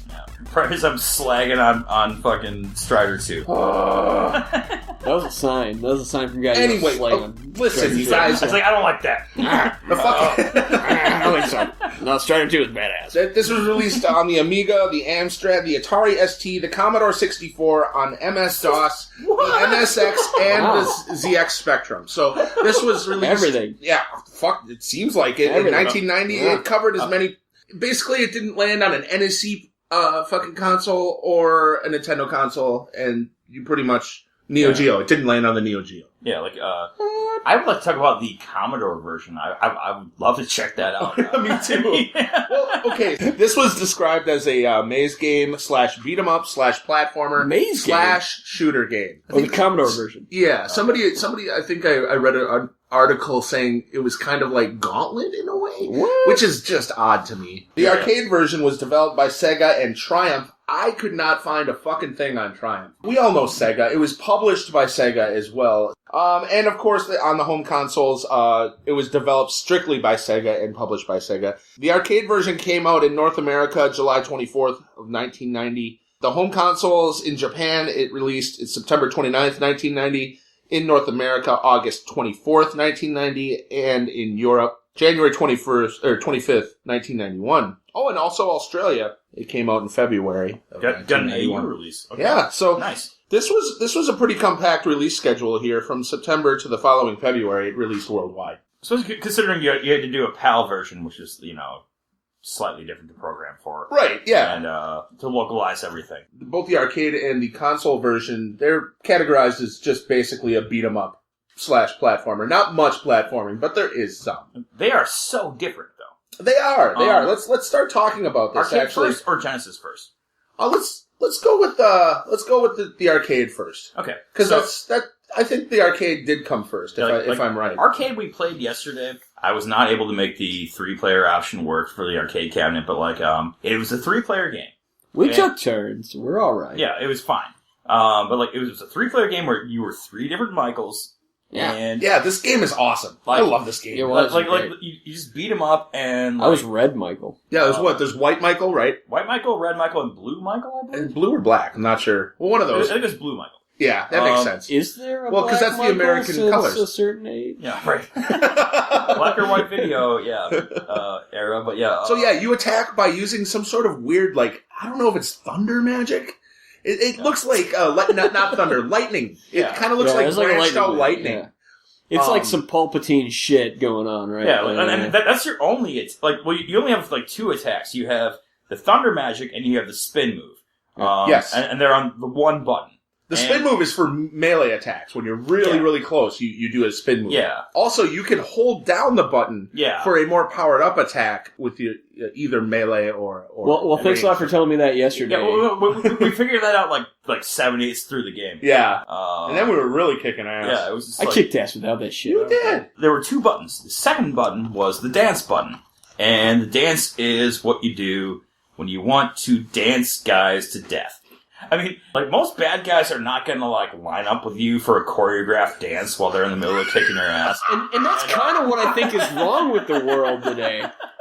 We need to talk about Mecha Jackson in the game. All right. When you got a power-up, you could become Mecha Jackson. But what was the power-up? It was Bubbles the monkey. It was Bubbles the monkey showing up. You by osmosis, join together with Bubbles and become a robot. Because human plus monkey equals robot. Fucking it does. And that's just simple math. That is just simple math right there. Yeah, and when you are Mecha Jackson, you have laser eyes. And can pretty much ruin a whole room of guys. Although like my fucking ex-girlfriend. Yeah. Hey, I noticed also in that game, you kind of needed to be at weird angles with the guys because almost all the enemies. Yes, there was some weird angles. Almost all the enemies had guns and shit, and they just shot at you. You need to be offline with them. Yeah, they shot at 45-degree angles. Yeah. 45-degree angles. So you had to be at a 37-degree angle. No, I'm thinking 90-degree angles.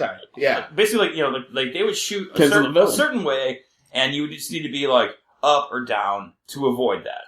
Yeah, and you'd have to, You spend most of the game doing that. Just staying off of their line. Which is a dance move in and of itself. Yeah.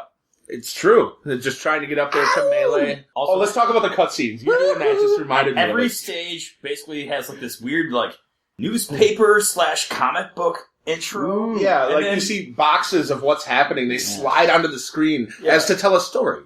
Yeah, and then the last scene is always this stage starts, and then Michael goes, "Woo!" What are those guys doing up there? The dick monster.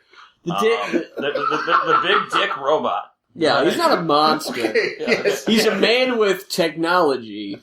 And is that a monster? Maybe. It's not shaped like a dick either, so I disagree with that. It's shaped like an AT-AT or something. This one was so... Well, it's like an AT-AT with a dick, though. Yeah, I mean, the dick comes out. A dick that goes both ways. A dick that rams into you if you're on the tile with it. Or if you're on the ass side, comes out of his ass. Yeah. Listeners, right now, if you are thinking of dicks, it's okay. Because that was a dick monster, or whatever, dick robot. I mean, I can explain away any other phallic symbology in the movie or whatever. That thing in the arcade game was this two-legged cockpit, like an AT-AT. It had a dick. AT-ST, thank you. Yeah, and it just jutted out. Yeah. Immediately. I honestly it saw a picture of this. That was its attack. Was to fuck you with the dick. I honestly don't have a lot of complaints about this game, but one of my big complaints is too much dick. Too much dick. A little too much. God, we're talking about dicks a lot. Yeah. This is game and movie, right? Alright. That's right. Did I show up to the wrong podcast? that podcast about dicks, right? So there's 5 or 6 stages in this. And this is an isometric platformer, or beat 'em up, by the way. So this isn't a top-down or side-scrolling. The Genesis version... I remember when this came out, I was excited as fuck. Because I growing up in the arcade, the arcade near my house had Moonwalker, and I would play that motherfucker mercilessly. You literally grew up there. Yeah, I did. I mean, I spent a lot of my time at that arcade, which I later on became the GM of, actually. Up in Green Bay, Wisconsin. Yeah, I was excited, to get it on Sega Genesis. And back at this time, Moonwalker released before the Super Nintendo.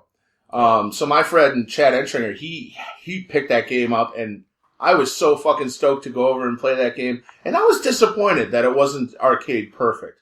So the Sega Genesis version of this game is a side view. This is more of the platformer side. You actually have to jump onto cars, ledges in the graveyard. The Genesis version was it was more of this weird treasure hunt. To find the kids. Yeah, when the treasure was an innocent child that was hiding in a closet. Yeah, the treasure was or a trunk. Infinite numbers of this same child. Michael! Holding a teddy bear. Yeah. Always the Michael. And then if you got, when you caught, or whatever, were freed every child. Yeah. There are a bunch of, the little girl's heads at the bottom. Yeah, just the heads, as to represent you how many of her there are to find.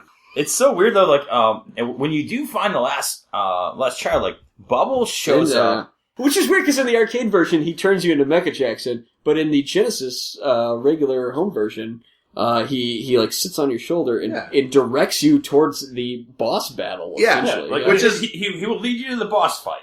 Which is it's not a boss, it's a bunch of henchmen thrown at you. It's always a bunch of henchmen at once, and you can usually dance them out. Your special move in the game is to throw your hat, which comes back to you in boomerang fashion. That's right. Which is just pure magic. And it also, that drains your health, just like the dance does. It does, which is bullshit. But if you save your health through the whole level, then you can hold down your special button and that ends in it when all the henchmen are coming out to kill you. You wait till the maximum amount of henchmen are on the screen, and then you hold down the special, and then you guys do a choreographed dance routine, which is awesome. It's amazing. It's really cool. Which ends in you all doing the classic lean forward move that he makes famous in the Smooth Criminal video. Yep. Except only Michael stands back up while everyone else just falls down and dies. Yeah, well, they fall exhaustion. Down, fall down and disappear. You're led to believe these guys dance to death. Which is cool with humans, but as the game goes on, you can do this again and again for each boss battle, which doesn't always include henchmen and humans, but sometimes Dobermans and Not cool. spiders. Not cool. But they all dance in a choreographed routine with you, which when you let me tell you, by level 3, 4, when the Dobermans come out and they dance with you, I lost my shit. I love that part so much. It's so cute with the dogs with their hands I guess it's not just Dobermans, but it's mostly Dobermans, but there's like some poodles in there to really mix some shit up, you know? And they dance Dobermans love poodles. They dance just as hard as the Dobermans, I'll tell you that much right now. If there was ever a debate on that, poodles dance just as fucking hard as Dobermans. I wanna set the record straight here and there. Right. They dance just as hard. Who let those dogs out? You know, I think that's a mystery that it'll never maybe be answered. never be solved. I don't know. Sega. The ability to dance out your enemies is like nothing I've ever experienced in another video game. Just the fact that that happens. Yeah. It's just so crazy. I'm not But it's perfect. It's honestly perfect. Yeah, it fits in with the movie. Yeah. I mean, it's kind of how he's connected. It's kind of how he won the Smooth Criminal battle, even though he didn't really win because all those kids got kidnapped. Don't understand what the battle was in the first place. Don't look too much into that, though. Yeah. I mean, I get that it drains your health because, it must be exhausting to dance like that. Well, it is. But Have you ever done it? It shouldn't be that exhausting to throw your hat. Can I say, as just to play devil's advocate here, it's not that exhausting to throw your hat, but to throw your hat and have it come back to you in boomerang fashion. Have you done that? After it hits three guys? That takes a lot of mental focus. James Bond Odd Job style, takes out a dude and then comes back to you? Yeah. I'm sorry, have you done that? It's exhausting. My girlfriend has. I'm just saying, she took out a dude and came back to me. Hey! Anyways, there's there's 6 levels in the Genesis version. Yeah. And you could actually classify this as a shooter at the end because level 6 is, for some reason, a space battle. A space battle. That comes out of nowhere. Why is it happening? Didn't happen in the movie. No. But, I mean, you assume that your jet or starship version of Mecha fucking Jackson. You are Starship Jackson. Yeah, Starship Jackson. But his giant, drug-addicted kid laser-destroying thing in the video game is, represented as a spaceship of some sort. But, and Mr. Big is flying... And in the distance, you have to drain his health. And every time you hit him, there's a text box that comes up that just says "No." And when you finally defeat him, instead of exclamation points, it says "No." No. ... And that's how you know you beat him. Mm-hmm. There is a level select code in this game. What? You hold up and left and A on controller 2 upon starting the Genesis, and then you hold start on controller 2 when the Sega logo appears.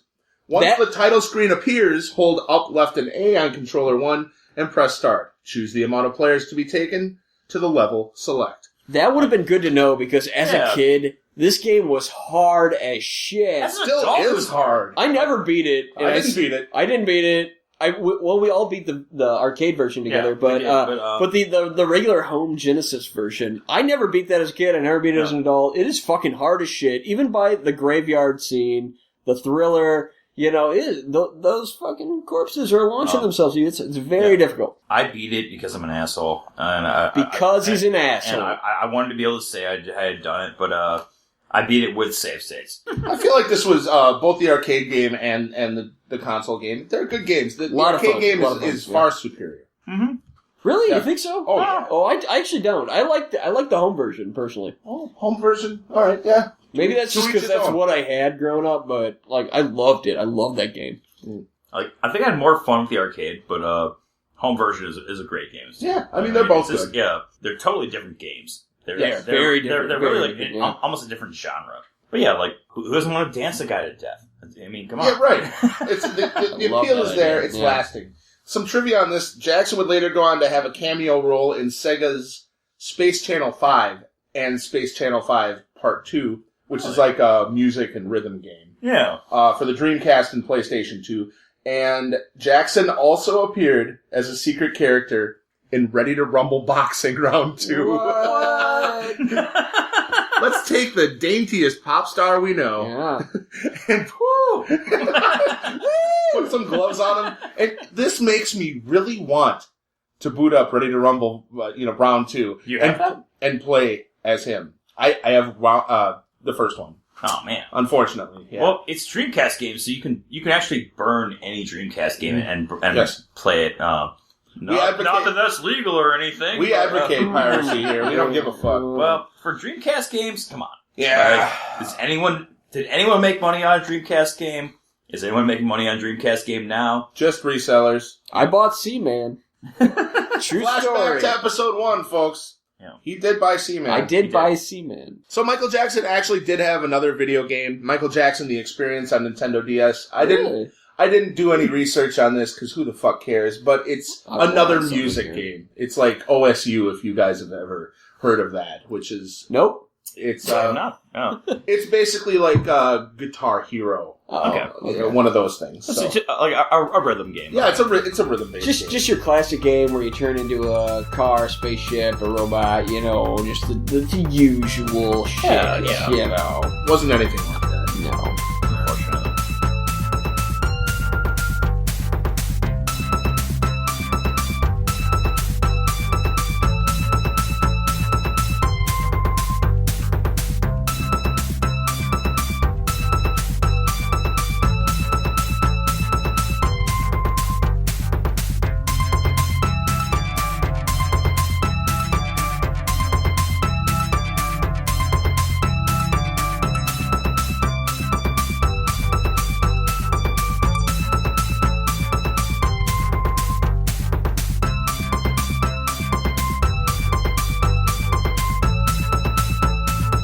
Episode 5 right now, and this has just been awesome. We started this not knowing what the fuck we were doing, and I think we still don't. Continued on in that vein.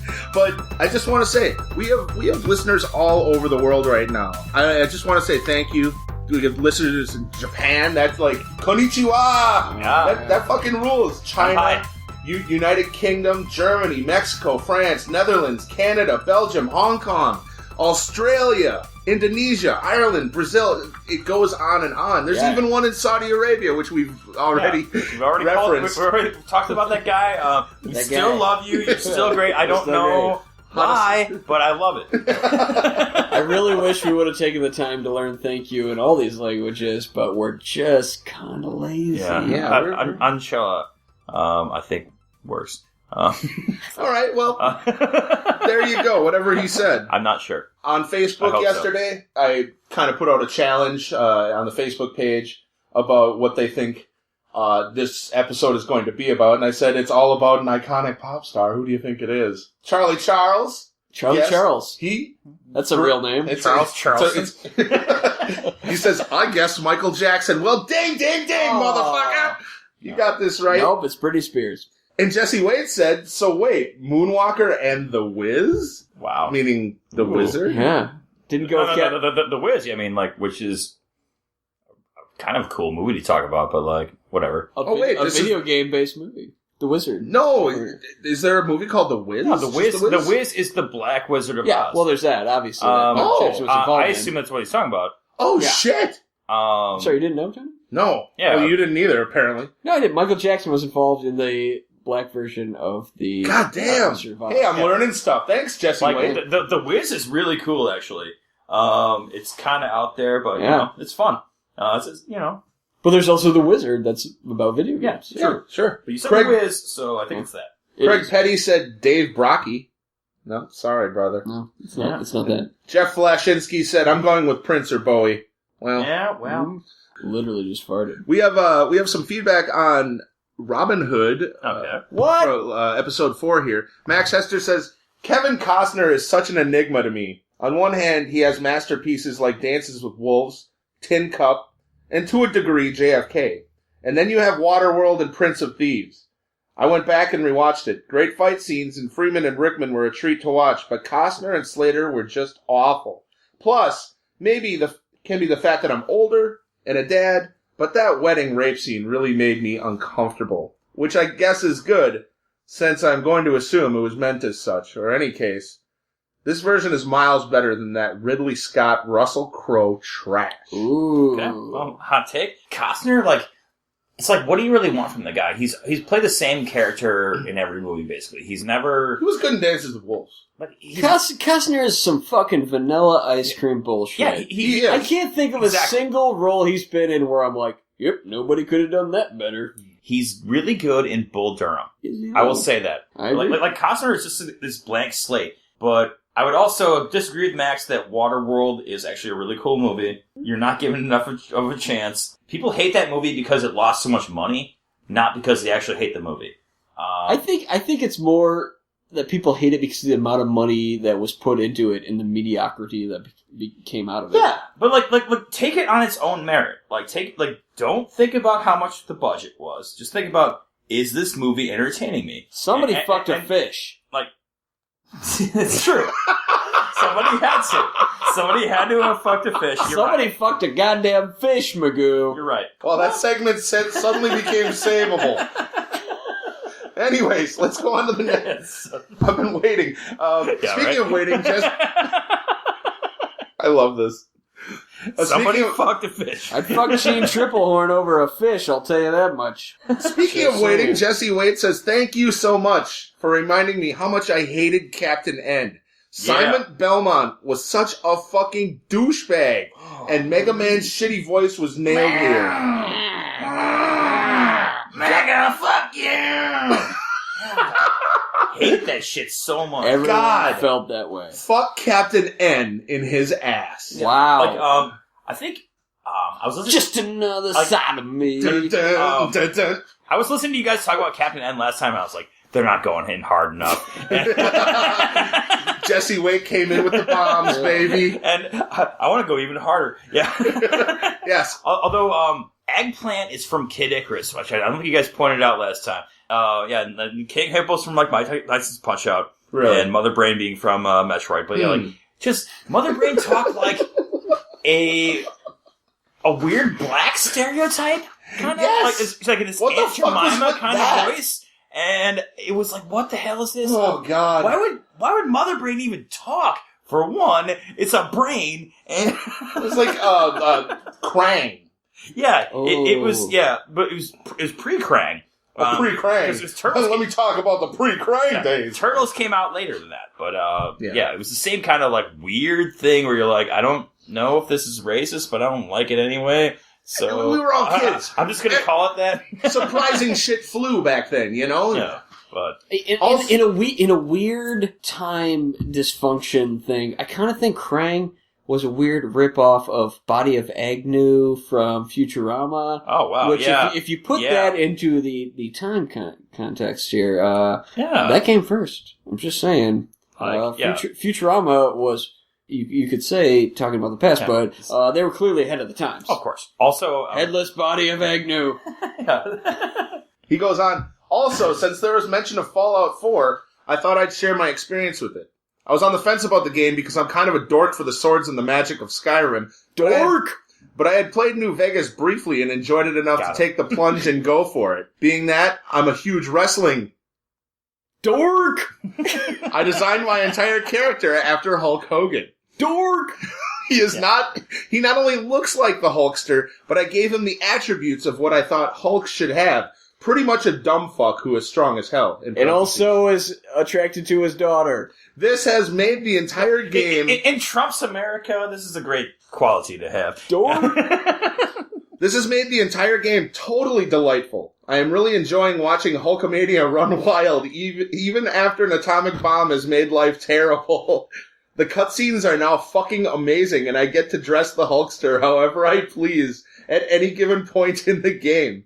Having to build a settlement is now just basically like having to start Hulkamania from the ground up all over again, but this time without the benefit of beating the Iron Sheik for the World Heavyweight Championship. Dork! Right now, he is standing in a hallway wearing gas mask, holding a shotgun, just waiting to pump some fucking raiders full of lead. What are they gonna do when the largest arms in the world run wild on them, brother? What are they going to do? What are they going to do indeed, brother? I would Thank you, Jesse. That was awesome. Just imagining that, I thought that was fucking great. I actually had read that, before, but I was prepared for it, but yeah. It's good. That's brilliant. Yeah. I love it. And being such a dork. Dork! It paints a picture. It does. It really does. And creative character design. I like that. Yeah, for sure. I mean, games that let you create a character, you should always just be ridiculously build toward one strat, like stat or whatever. It's I'm only intelligence, and I'm just total garbage at fighting or whatever. I'm just really good at fixing a thing. I think it's more fun that way. It is. All right, so we're pretty much done here. Final thoughts, guys.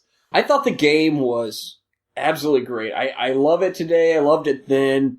I actually, this is one of the rare cases where there's a game based on a movie that I think the game is dramatically better than the movie. Fuck yeah, dude. There's things to be said about the movie, but a lot of it is just a lot of self-grandizing, and I don't know. The game is legitimately fun and totally worth playing. Movie has some, kind of weird, it's funny in retrospect, kind of things. But the game is dramatically better, in my opinion. I think what I said before, knowing what we know now, and actually going back and looking at the movie, we can look at it with the analytical mind and not the dreamlike mind that we had when we were kids. Yeah. Michael was just this misunderstood character, I think. He was definitely a child at heart, and always was. Yeah. His music is fucking fantastic, too. Yeah. He created some... We haven't talked much about his music, but... he created some of the greatest songs of the 20th century. Fucking A, he did. Much respect. Yeah, for real. A lot of which got digitized into this game. Yeah, it's true. Although, actually, we didn't talk about this. I was going to just bring it up. Some versions of the Genesis cart apparently had Thriller for the graveyard scene. Very small run. Yeah, which I don't know why that was a small run of that, but there's no way of telling if your card hasn't without just playing the stage. Gotta play it. But, which is, I thought was a really cool thing, although it should have been on all the cards because it just makes total sense. Well, the reason why it wasn't on all the cards is because Michael Jackson did not write Thriller. What? Oh. That's why. Touche. You have the backup. Yeah. I dug it up. Was it Prince? Did Prince write it? Oh, God. Well, I don't know who wrote it.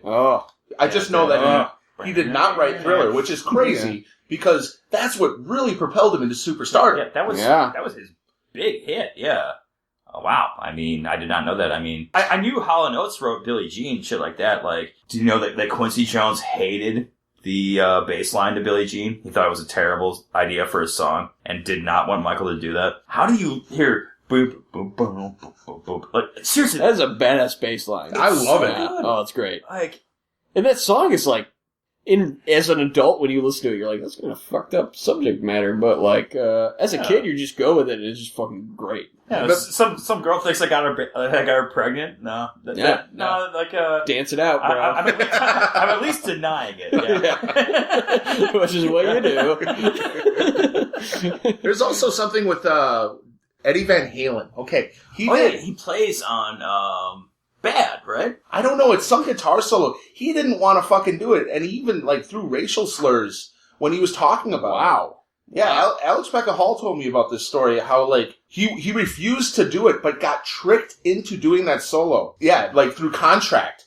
I don't know, it's a weird story. So apparently, the music business is like Bugs Bunny, where you can just get tricked into doing things you don't want to do. You just turn the sign a different way. But yeah, Eddie Van Halen got tricked into doing that solo. I believe it was tricked. He might have been bribed. I don't know. I can't remember the full story. But you know who would have done it voluntarily? Van Hagar. Yeah. Oh, yeah, Van Hagar. They would have been all over that. Fuck Van Hagar, by the way. Yeah, that's crazy. Like EVH being on that song, you're like, oh, it's kind of got like a rock thing to it now, And just the fact that he didn't want to do it is very weird to me. Yeah, and included racial slurs in it. So that's fucked up.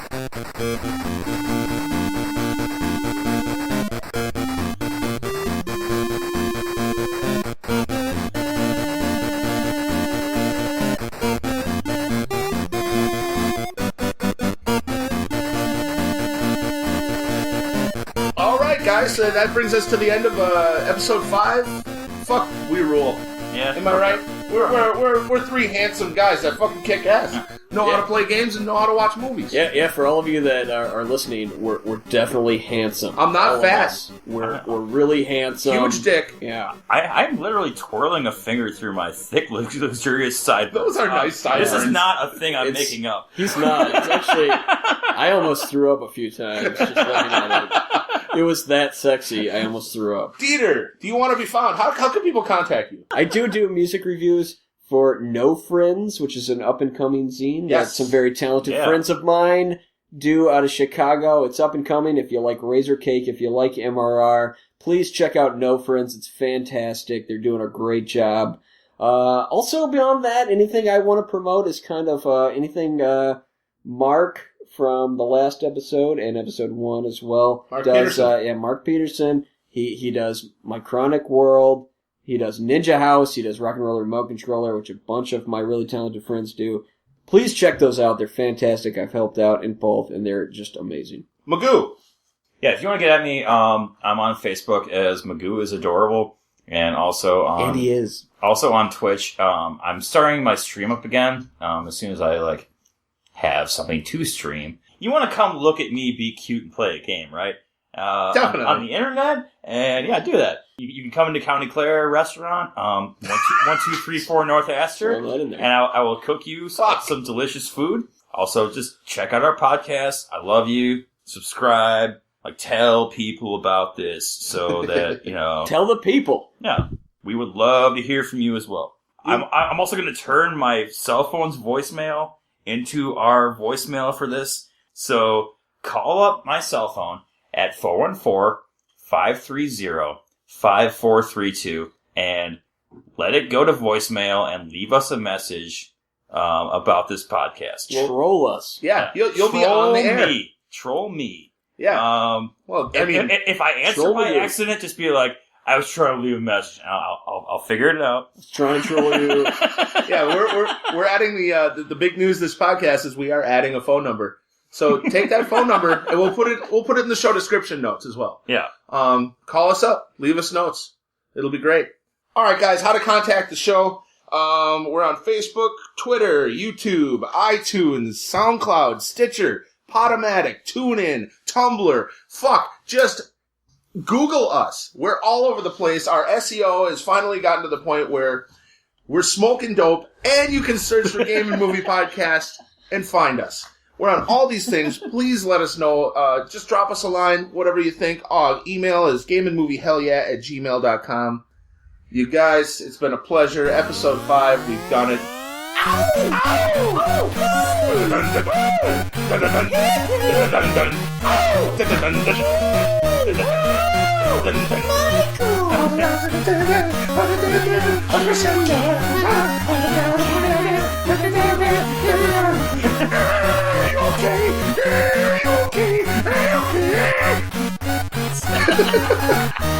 Up top? Up top, yeah.